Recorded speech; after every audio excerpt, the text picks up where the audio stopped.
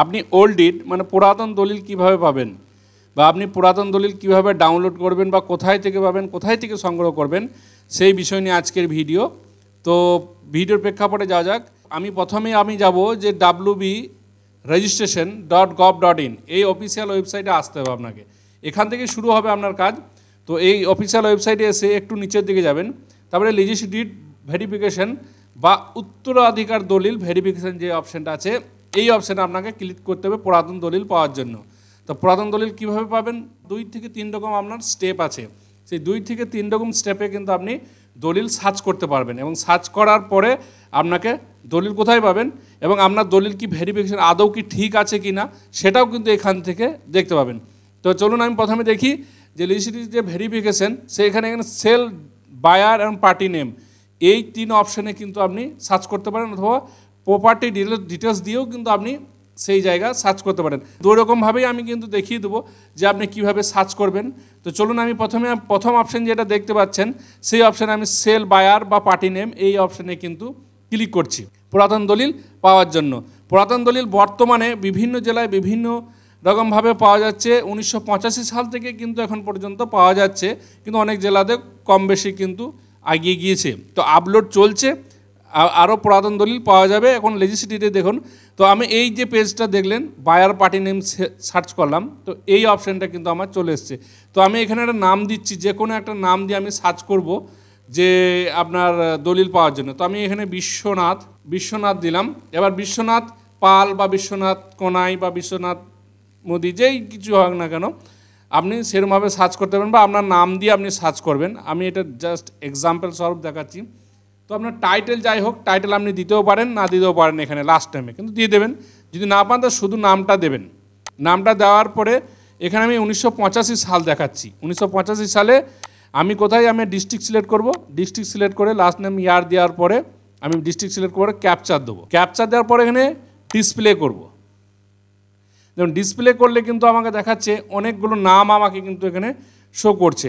এখানে বিভিন্ন 1985 সালে থেকে 2007, অনেকে 2006, অনেকে 2008, অনেক ডিস্ট্রিক্টে দেখাচ্ছে। যেহেতু আমি বীরভূম দেখাচ্ছি, এবার এখানে আপনাকে দেখুন বা রেজিস্টার্ড ইন এই যে অপশানটা দেখতে পাচ্ছেন, এখানে দেখুন আপনাকে কিন্তু দেখিয়ে দিচ্ছে যে কোন রেজিস্ট্রি অফিসে আপনার কোন সাল পর্যন্ত আপনার দলিল কিন্তু এইখানে পাওয়া যাবে সেটা দেখাচ্ছে। দেখুন ডিএসআর বীরভূম এখানে দেখাচ্ছে 1985 থেকে 2007, 1985 থেকে 2007। এখানে আবার দেখুন রামপুরহাট 1985 থেকে 2006। আবার এখানে দেখাচ্ছে মোরারয় 1996 থেকে 2003। বিভিন্ন রেজিস্ট্রি অফিসের বিভিন্ন স্কেল আপনাকে এখানে কিন্তু দেখিয়ে দেবে আপনার জেলা অনুযায়ী। তো আপনি আপনার জেলা অনুযায়ী এখানে দেখে নেবেন যে কোন সাল পর্যন্ত কোন অফিসের এখানে পাওয়া যাচ্ছে, সেই অফিস অনুযায়ী কিন্তু করতে পারেন। অথবা আপনি অফিস এখানে সিলেক্ট করে আপনি আপনার বীরভূম ডিএসআর করলেন, তারপরে এখানে আপনার সেল বা গিফট বা যেখানে থাকুক এটা আপনি নিজের মতো করতে পারেন। অল ট্রানজ্যাকশন এটা করাই থাকলো। তারপরে আপনার এখানে মাইনর বা কিছু যেটা থাকবে সেটা দেবেন। এখানে রেজিস্ট্রেশন যে আছে, রেজিস্ট্রেশন যে ডেট হয়েছে সেই ডেটটা কিন্তু এখানে যে তারিখে সেটা দিয়ে দেবেন। সবথেকে ভালো আপনার যেভাবে সার্চ করছেন এরভাবে সার্চ করে নেবেন। এরকম সার্চ করার পর এখানে আপনার নাম এবং বাবার নাম এবং আপনি যে রেজিস্ট্রি অফিসে রেজিস্ট্রি করেছেন সেটাও মিলিয়ে নেবেন। অনেক সময় আপনাদের ধোঁয়াশার মধ্যে থাকে যে কোন রেজিস্ট্রি অফিসে করেছে, পুরাতন দলিল না থাকতেও পারে। তো এরকমভাবে আপনারা কিন্তু আপনারা স্টেপ বাই স্টেপ দেখে নেবেন যে আপনার নামটা কি। এখানে নামটা একটা করে দেখুন, এখানে ধীবর আছে, ধর আছে, বা আপনার নামের সঙ্গে আপনার বাবার নাম যখন মিলে যাবে তখন আপনি সেই অংশটাকে এরকমভাবে আপনি ভিউ করবেন। তো আমি এখানে দেখাচ্ছি মান্না, বিশ্বনাথ মান্না, আমি এটাকে এক্সাম্পল স্বরূপ দেখাচ্ছি। এখানে ভিউ করছি। দেখুন এখানে ভিউ করলে আমার কিন্তু ওই মান্নার ওই ভিউ দলিল নাম্বারটা আমার এখানে শো করছে। কত আমার এখানে দেখাচ্ছে ডিড নাম্বার। এটা আপনি গোটাটাই তুলে নিতে পারেন আপনার ডিড অনুযায়ী, তাহলে কিন্তু আপনার কোন রেজিস্ট্রি অফিসে হয়েছে সেটাও বেরিয়ে যাবে। তো কোন সালে, 1985 সালে। এখানে ভলিউম নাম্বারও কিন্তু আপনার দিয়ে দিয়েছে। আর এখানে দেখুন প্লট নাম্বার 1200, খতিয়ান নাম্বার, প্লট, খতিয়ান সমস্ত কিন্তু এখানে দিয়ে দিয়েছে। আমি সেম এই জিনিসটাই আপনাদেরকে আবার দেখাচ্ছি 1200 দাগ এবং খতিয়ান নাম্বার দিয়ে আমি দেখাবো যে আপনার বায়ার হিসাবে যেটা প্রপার্টি ডিটেলস হিসাবে সেটা কিন্তু এখানে পাওয়া যাচ্ছে কিনা সেটা কিন্তু আমি দেখাবো। তো চলুন আমি মিনিমাইজ করলাম। মিনিমাইজ করার পর আমি আবার এখানে যাচ্ছি হোম পেজে যাওয়ার পর আমি আবার সেই অপশানে যাচ্ছি লিজিসি ডিডে। এখানে যাওয়ার পর আমি দ্বিতীয় যে আছে যেটা আছে প্রপার্টি ডিটেলস অনুযায়ী রেজিস্ট্রি ডিড যেটা দেখা যাবে, সেই প্রপার্টি ডিটেলস অনুযায়ী কিন্তু আপনি এখান থেকে সার্চ করবেন। আপনি দলিল কোথায় থেকে পাবেন? এই যে দলিল নাম্বারগুলো আপনি এখানে ভেরিফিকেশন করতে পারেন যে আপনার দলিল নামগুলো সব ঠিক আছে কি না, দাগ নাম্বার ঠিক আছে নাকি, পুরাতন দলিল।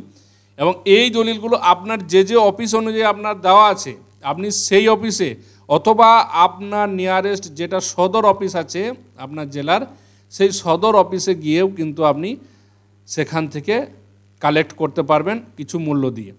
তো আমি এখানে ওই সেম জিনিসটা দেখাচ্ছি বীরভূম ডিস্ট্রিক্টে।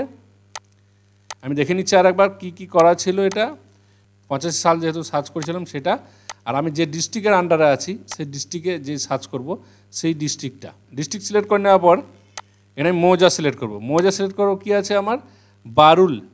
এই যে আমি দেখলাম ওটা, তো আমি এখানে এলার অপশান দিয়ে আমি যে দাগটা আমি কত দেখেছিলাম দাগ নাম্বারটা আরেকবার দেখে নিচ্ছি, মানে যে দাগটা আছে সেই দাগটা আমি এখানে বসিয়ে দেবো। বসিয়ে দেওয়ার পর আমি এখানে ডিসপ্লে করব। দেখুন এখানে কিন্তু নো রেকর্ড দেখাচ্ছে। অনেক সময় কি হয় টেকনিক্যাল ইস্যু, বা অনেক সময় কি হয় প্রপার্টি ডিটেলসে কিন্তু পাওয়া যায় না, যেটা দেখাবার জন্য কিন্তু আমি ভিডিওটা একটু লম্বা করলাম।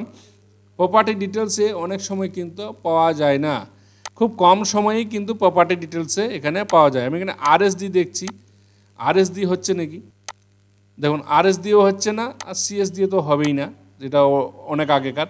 তাহলে প্রপার্টি ডিটেলসে কিন্তু আপনার বেশিরভাগ সময় কিন্তু প্রপার্টি ডিটেলসে কিন্তু দেখায় না। তো আমাকে মেনলি কোথায় আমাকে যেতে হবে, মেনলি আমাকে রেজিস্ট্রি ডিডে গিয়ে আমার ওই ডিডটা এখানে সার্চ করব। এখানে সার্চ করার পর আমি এই যে বায়ার প্রপার্টি নেম এইখান থেকেই কিন্তু আমি দলিল নাম্বারটা কালেক্ট করব, এবং যে অফিসে কিন্তু আমার দলিল হয়েছিল সেই অফিস থেকে আপনি ডাউনলোড করতে পারবেন। তো আজকের ভিডিও এখান পর্যন্তই ছিল। তো আমি জাস্ট ছোট করে একটু বুঝিয়ে দিলাম, যদি একটু লম্বা হয়ে থাকে তো কিছু মনে করবেন না। স্টেপ বাই স্টেপ দেখানো আছে। তা ওল্ড ডিড পাওয়ার জন্য কিন্তু বিভিন্ন যে নিয়ম ছিল, আগে কিন্তু ওল্ড ডিডটা দেখাতো, এখন কিন্তু সেই ডিড কিন্তু দেখাচ্ছে না। তো আজকের ভিডিও যদি সত্যিই ভালো লাগে তো লাইক সাবস্ক্রাইব অবশ্যই করবেন।